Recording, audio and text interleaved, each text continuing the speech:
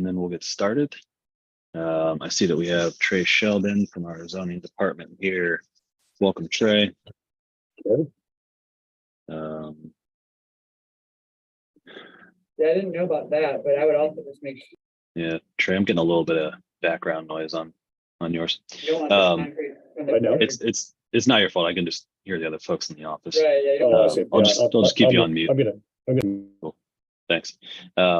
Debbie Elsner. If you could Yes. yeah.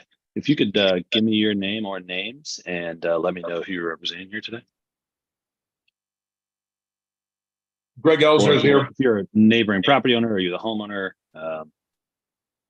just your interest in the application. I live next door. Or how are we? I'll have my husband, Greg. Sure. I'm sorry. Let me stop for a minute and just back up. I've been doing a lot of these today, so I might not have been very clear. I'm just getting everyone checked in right now. I just want to get everyone's first and last name, and then just simply why they're here or who they're representing. So your name is Debbie My name is Elsner. Is that Debbie right? Elsner. Representing, I don't know, Your neighbor. neighbor and. Are you? Property. No. Okay. So Next. I'm sorry. Hold on, just 1 second. Your name is Debbie Elsner, and you are a neighboring property owner. Yes. Okay, great. And it seems like there are two of you in the room there. Where are you both going to want to testify? We're not going to testify anyway. We're just here to listen. You can do what you want. You're just here to listen? Yes, sir. Okay, great. Would it be possible for Greg Elsner to log off, because we're hearing an echo because you have two screens going at once? Done. Okay, thank you. Okay, perfect. Sorry, did not mean to make that more complicated than it needed to be. Welcome. Appreciate you being here. I'm gonna keep checking folks in. All right, Kevin Schmitz. If you could unmute, give me your name and tell me who you're representing here today.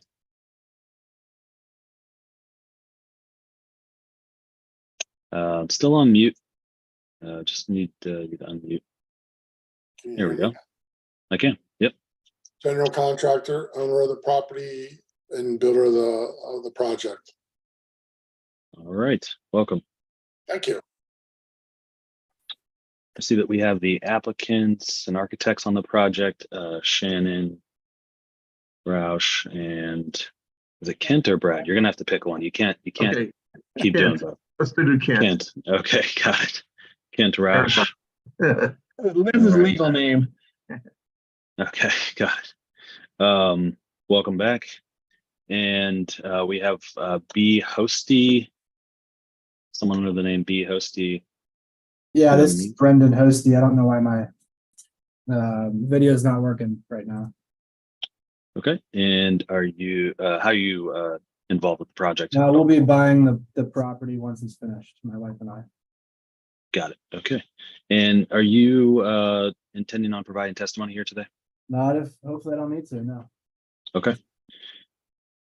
All right, no problem. All right, Ms. Roush, are you expecting anyone else to join us here on the applicant owner side before we get started? No, don't think so. Okay, let's go ahead and begin then. I'm going to read through our hearing script. This will basically just cover the procedure for the hearing, and then we'll go ahead. So this is the August 23rd, 2023 session of the zoning hearing examiner docket. My name is David Sturkey. I'm the zoning hearing examiner for the city of Cincinnati. I'll be presiding over this hearing. The case before us today is case number ZH20230129. That's 508 Missouri Avenue. The purpose of this hearing is to allow applicants and any potential opposing parties to testify and to offer and refute evidence and testimony. This hearing will follow the rules found in the zoning code and the supplemental rules of the zoning hearing examiner. All testimony and evidence that an applicant or any other party wishes to offer must be presented at this hearing. The hearing will proceed as follows. The applicant, the applicant's attorney, or the applicant's agent will first present the applicant's case. The public will then have an opportunity to speak after the applicant has presented its case. I will give the zoning plans examiner, Trey Sheldon, an opportunity to provide any testimony in addition to his staff report. In the event that any party testifies or offers argument in opposition to this application, the applicant will have an opportunity to rebut that testimony and or argument offered in opposition. And then finally, the applicant will have an opportunity to make any closing statements. After all presentations have been made, I will close the hearing. Decisions may be expected within 2 weeks. I may limit or exclude any testimony that I deem irrelevant or outside the scope of the application being considered. I may interrupt any speaker to ask questions or to make any comments. In the event of any technical difficulties with the Zoom technology, I'll do my best to troubleshoot those on the fly, but to the extent there is some defect in the tech that prevents us from meaningfully going forward with the hearing, I may continue or postpone the hearing at my discretion. Okay, last thing I need to do is swear in all of our witnesses. So if you intend on providing any testimony here today, asking any questions, making any comments, doing anything other than just strictly observing, then the zoning code requires that I swear you in. So if that's you, if you could please raise your right hand, make sure you're off mute. Do you solemnly swear the testimony you shall give will be the truth, the whole truth, and nothing but the truth? I do. Okay, great. Let's go ahead and get started. Who'll be taking the lead here for us on the presentation of the applicant's case? I will, Kent Roush. Okay, So, Ken, floor is yours. An existing smaller house that will be torn down or has been torn down on the property. And we're proposing to put a new house in that's similar to the majority of new houses built in that neighborhood. It follows the contours of the site, but we do have a front entry garage, like the majority of the houses on the street. It's a normal depth house of just a study and a family room.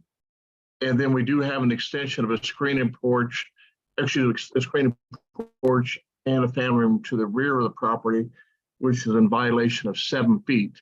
And those two structures are 1 story tall.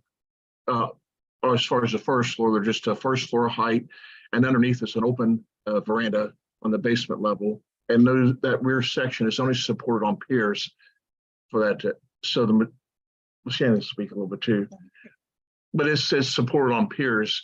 So it's really small as far as the impact of the hillside. But it's a pretty typical house and really not all that big a house. Okay, and so you're requesting a reduction in the rear setback requirements of 7 feet. So instead of 120-foot setback, it would be 113-foot setback. And you're also requesting a 7-foot variance in the cumulative excavation and fill to complete the project.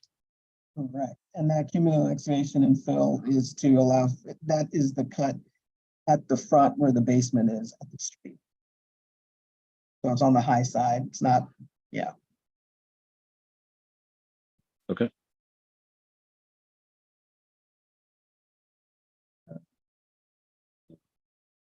That's Okay. it. No, yeah, cumulative. Yep. Okay. Anything else you want to say about that in terms of why it's appropriate or why I should grant it for this? Well, part of the reason is that well, there's a couple things. The only thing that's in violation in this one, in this particular case, is the decks. The house is not excessively long or deep from the other ones, and the impact part of the impact, or part of the reason for hillside is the impact on those cuts into the hill, and this is not the cuts into the hill. The actual cut into the hill for foundation for the actual house are well within the setbacks. This again is to the depth, so I guess it's minimal because we're asking for a minimal amount of relief, and in this case, them being open deck and an open and screen porch. What is extending into that setback, not only that, like see-through airflows and all the type of thing are still maintained. So I think generally in this particular case, the spirit and intent of that rear yard setback is being maintained. Okay. And you said that the relief needed for the excavation is mostly due to the basement? Yeah, well, cumulative. So you know, you have to go from the lowest part at the back, which is a frost footer, to the front, which is the basement height. So we're in excess of the 6 feet because we're a basement at the street. And the street is, you know, at the street, there's a basement there at street level, which is pretty typical of new houses, all houses there.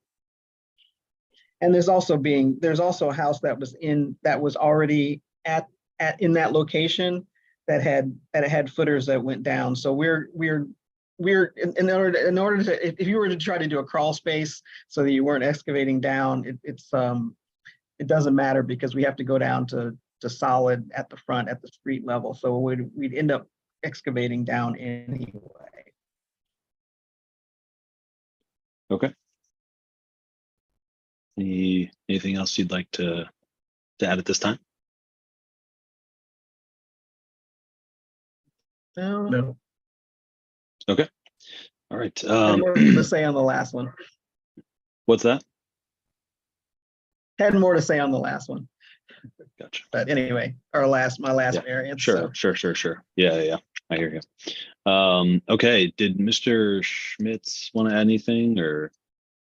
No, basically, everything that Trey's asked us to providing, we have done so by engineers.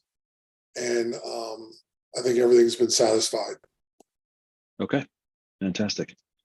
Trey, anything you'd like to provide? Sure. For one, I did want to point out, David, that on the site plan they provided, it was an oversight on the part of the surveyor. I know that at one point, Mel Pister had a very sick mom, and so there were different surveyors trading off on this project, and somehow on the house adjacent at 504, Elsner Zone, as an oversight, he did not put a large deck on there. I'm just explaining this to you because my measurement's going to differ from his. So I have an aerial on my site plan. I have an aerial view with measurements taken for the rear setback, and they sort of did a disservice to themselves, if you will, by he did not include a large deck off the back of the Elsner's house in his setback drawing. I hope I'm making sense. So if you were at the front of this house, the one to the right at 504 Missouri on the site and grading plan does not show the large deck that's off the back of the Elsner's house. Therefore, the number of the setback is actually less of a requirement than he would have indicated there. Another way of putting it is that my aerial measurements are the correct ones. He just omitted, for some reason, he omitted an entire deck off the rear of the Elsner's house from his measurements. Did it make sense? Gotcha. It makes sense to me, but to be clear, they need 7 feet of relief for the rear setback. That is correct, but based Gotcha. on, if you looked at the site plan by the surveyor, you would think they would need even more relief, but they don't, because it was not taking into account a very large deck that's off the rear of the Elsner's house, which we count for the building envelope, right? So I'm just making that clear. There was unfortunate family situation for one of the professionals working on this, and I think Shannon, correct me. I think they switched. You had to switch. Yeah, they Chance switched. partners or something there. Right. Yeah, it got thrown to the new person. And so thanks, Trey. Actually, thanks for catching that, Trey, by the way. Oh, you're very welcome. Appreciate that. I just did, but the truth out, So Yeah. So Trey literally called me to inform me to make it go so we could make today's time frame. He went out of his way to do this, Yeah. and it really was a huge help. well, thank you, sir. I try. Anyhow, other things to note, David, by the way they're doing this project, they're preserving almost all of the tree line. That is something correctly shown. You see both in the aerial view and on the site plan. They're going to preserve pretty much the entire trees in the back of there. There's going to be no grading back there, anything, because the part that they're describing, you can see it on the elevation drawings better. On my staff board, you can see the elevation drawings. Really looking at the figure 6, the left side or northeast elevation. If you look at figure 6, it pretty much tells the whole story here, because you've got piers holding up back deck, and at least on this northeast side, you're seeing a screen porch, a covered screen porch. On the other elevation, it's open deck up on that. I was about to call him Brad. I'll call you Kent. As Kent was about Yeah, right. said previously, that's less massing there, that part of it, and does not require excavation because it's just sonotubes drilled down to hold essentially what amounts to like a deck, right? But just the one part of it's covered. And as you can see from from that same drawing, although they do need relief as to excavation and fill, they have really worked to step this into the hillside as they're supposed to. And that foundation tells the whole story. It does have basement, as Shannon put it, goes a little closer toward the street. But from this side, you can tell they're really stepping that foundation down just as you're supposed to into the hillside. And then because they're using those drilled piers at the bottom, they need, pretty much no excavation there at all. They just need those to go to the frost depth, those piers for the to support the what I imagine are 6x6 wood posts or bigger. Anyhow, it's completely within the building envelope as far as that goes, obviously, because they don't need any relief from that. And the only last thing I can point out is that when I was discussing the building envelope and the base development requirements, I compared the depth of the house to some of the other houses around. I realize we're using the hillside standards and we're just looking at the houses on either side, but in reality, what I did was provide a snapshot for you of not as to setbacks, but just as to whether this house is excessively deep or whatever, therefore causing a setback. And my answer is no, it is not. It's very reasonable and in keeping. In fact, it's not as deep as some of the other newer houses that have been built on the street. So I thought that was important to convey because sometimes we have hearings where things seem unreasonably big, and here it's very much in keeping with the rest of the houses in the neighborhood. And I just wanted that to be clear that this wasn't an exceedingly deep house. It's perfectly comparable to other ones and less than a couple of the I have 4 of them listed: 500 Missouri, 498, 494, and 490. Anyhow, several of them are even greater depth for newer houses. So this is completely compatible with the neighborhood, and just due to the slope itself, I don't think you could. Basically, if you didn't exceed the excavation and fill number of this, you'd have to build a house entirely on stilts. I mean, there'd be no way to even have a basement. You'd have to have something that was entirely on stilts in order to not. I mean, they've done a perfect job of stepping this thing. So there's just with that kind of slope, there's no way around it unless you do entirely drilled piers. So Okay. I think it was a reasonable request. Okay. Thanks, Trey. Appreciate your time and your staff report. Okay, I'm going to give I assume the Elsners do not want to add anything and have no questions. If you do want to add anything, I'll have to get you sworn in. We didn't swear anything. I'll Yeah. swear. Would you like to add anything? No, we're fine. We're good. Okay, great. Just wanted to give you one last opportunity. Thanks for being here. David, he'll only swear if you disapprove this. So yeah, okay, so gonna head back to the applicants. Anything else you wanted to add on this project? I just want to say for the record, he deserves a gold medal or a really long vacation after all the hard work he's done the last few months. Yeah. Because he knows this isn't the only one we've been talking about. Well, I believe his supervisor is Emily Ahouse, who is the zoning administrator, and I'm sure that they would both love if you would share that information with her directly, but I'll pass it along next time I see her. Thanks, guys. Let's go ahead and leave it at that. I have had a chance to review the application materials here and the staff report. I think based on that and based on the testimony that I've heard here today, I think that I will approve the application. I need to formalize that approval in a written decision. As I mentioned at the beginning, that typically takes about 2 weeks.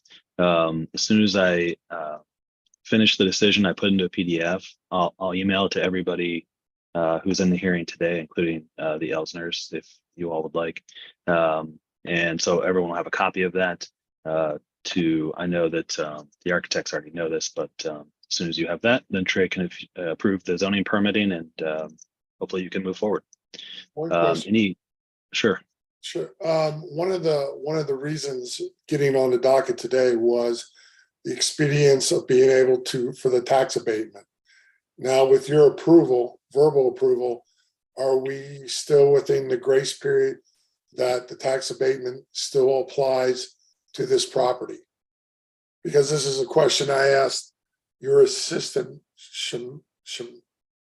I apologize, I don't remember her name, but she said we could ask for a expedited part of the hearing to get so that we can meet our timeline. Because we have everything into building has been approved. And it was really this hearing is the last part to get zoning approved, to get building approved, and then get permit. So we still meet our deadline. So what is the deadline? I have to admit I'm a bit ignorant in terms of the tax abatement deadlines. I have never been given a clear cut. We've been told if we're in process, which we are, we're fine. If we have the permit in hand by September 1st, we meet the obligation. It's just, I just want to make sure I'm leaving this meeting that tax abatement is not in jeopardy because of 2 weeks of waiting to get your written approval of this hearing. Yeah, I Does anyone have an answer? I cannot speak to that. All I can tell you is when it's likely that I'll have the decision out. But if you can, I don't know who told you that with the deadline or who you talked to with the tax abatement. Brad, Shamil, or you're muted, Brad. mute. Yeah. Actually, I don't remember the lady's name that you. I know there's economic development. I've just been told the same as you. As long as we're en route, we're in fine shape. That's all I've been told, but nobody's given me an exact date or anything like that. Is zoning the last thing you're waiting on for this project? Yes. Okay. Auto won't release it until zoning releases their scenario. He's approved it. He's actually approved it. So I'll do Building this. plan examiner.